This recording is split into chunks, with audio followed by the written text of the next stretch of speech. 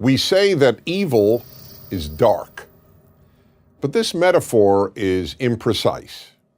Evil is actually intensely bright, so painfully bright that people look away from it. Many even deny its existence. Why? Because once people acknowledge evil's existence, they know they have to confront it. And most people prefer not to confront evil. That is what led to World War II and the death of 55 million people. Many in the West denied the darkness of Nazism.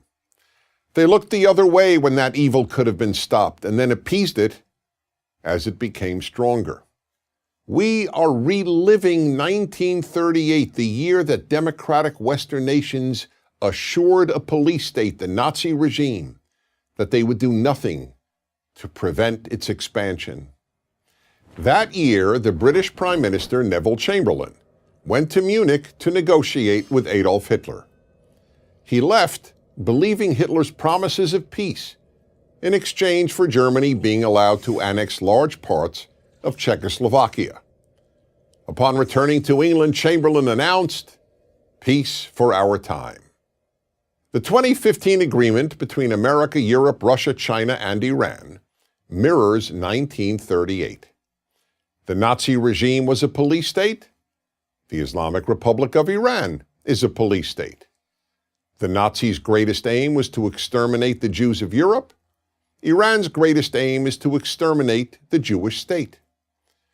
The West dismissed Hitler as the Jews' problem. The West dismisses Iran as Israel's problem. Nazi Germany hated the West and its freedoms. The Islamic Republic of Iran hates the West and its freedoms. Germany sought to dominate Europe. Iran seeks to dominate the Middle East and the Muslim world. And just as Britain and France appeased Nazi Germany, the same two countries, along with the United States, have chosen to appease Iran. In fact, there's considerably less defense for the Iran agreement, which awards Iran $150 billion in currently frozen assets and the right to keep its nuclear program, than there was for the Munich Agreement. Prior to 1938, Hitler had not publicly proclaimed his aim to annihilate Europe's Jews. Yet Iran has been proclaiming its intention to annihilate the Jewish state for decades. There were no massive death to America demonstrations in Germany, as there regularly are in Iran. In 1938, Germany had not been responsible for terror around the world, as Iran is now. Nor was Germany responsible for the death of more than 1,000 Americans, as Iran has been in Iraq, Afghanistan, and Lebanon. The Neville Chamberlains of 2015 defend the agreement with Iran on two grounds: that the only alternative is war, and that this agreement has the capacity to bring Iran into the, quote, community of nations. The war argument is a falsehood for three reasons. First, the alternative to this agreement was continuing and tightening the sanctions that were weakening the Iranian regime and greatly diminishing its ability to fund terror groups around the world.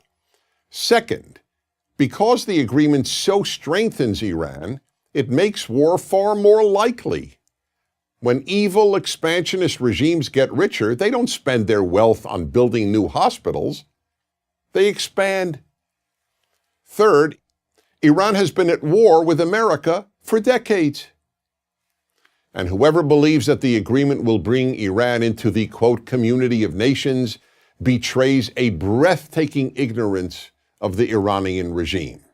The Iranian regime is composed of religious fanatics who are morally indistinguishable from ISIS, Al-Qaeda, Boko Haram, and all the other mass-murdering Islamist movements.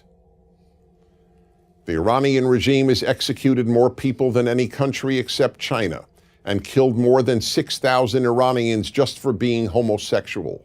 A woman in Iran is not allowed to leave the country without the permission of her husband. The Iranian regime repeatedly calls for the extermination of Israel. No other country in the world is committed to annihilating another country. Iran is already the world's greatest funder of terror organizations. Imagine what it will do with another $150 billion. Imagine what it will do with the removal of the current weapons and missile embargo. Imagine what it will do with its intact nuclear infrastructure. This deal allows all three. Very few people have a chance to do something about the greatest evil of their time. When it votes on this agreement, the American Congress has that chance. I'm Dennis Prager.